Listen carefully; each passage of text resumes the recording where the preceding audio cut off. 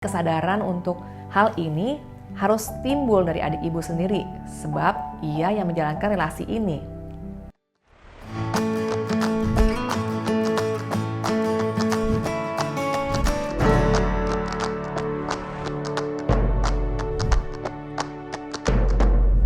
Halo sahabat Gading Konseling, terima kasih sudah mengirimkan email kepada kami. Hari ini saya akan bacakan email yang masuk dari saudari S. Perkenalkan, saya S. Saya memiliki seorang adik perempuan yang berusia 28 tahun. Adik saya saat ini sedang berpacaran dengan seorang laki-laki yang berusia 30 tahun. Sebetulnya saya tidak terlalu suka dengan laki-laki ini karena sangat toksik. Sepanjang adik saya berpacaran dengan laki-laki ini, ia selalu mengeluh tentang sikap pacarnya. Mereka baru berpacaran selama 1 tahun dan telah berencana untuk segera menikah. Pacarnya itu sering meminjam uang dari adik saya. Ketika ditanya uangnya mau dipakai untuk apa, pacarnya selalu marah-marah. Menurut adik saya, pacar ini berkata dia berhak untuk tidak menjawab.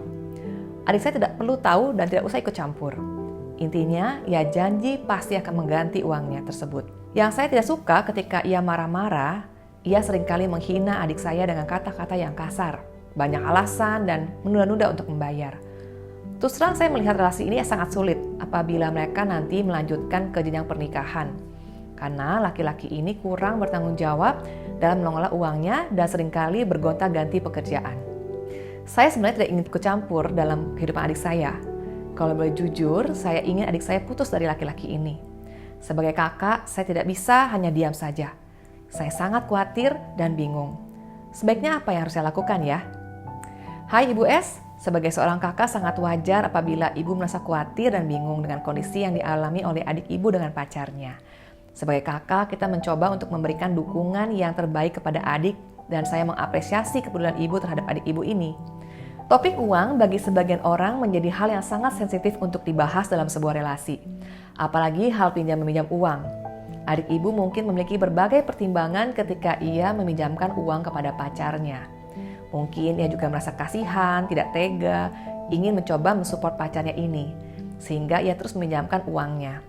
Sikap pacarnya yang sering marah-marah dan kasar ketika ditagih memang bukan hal yang dapat diterima dan ini bukan hal yang sepatutnya.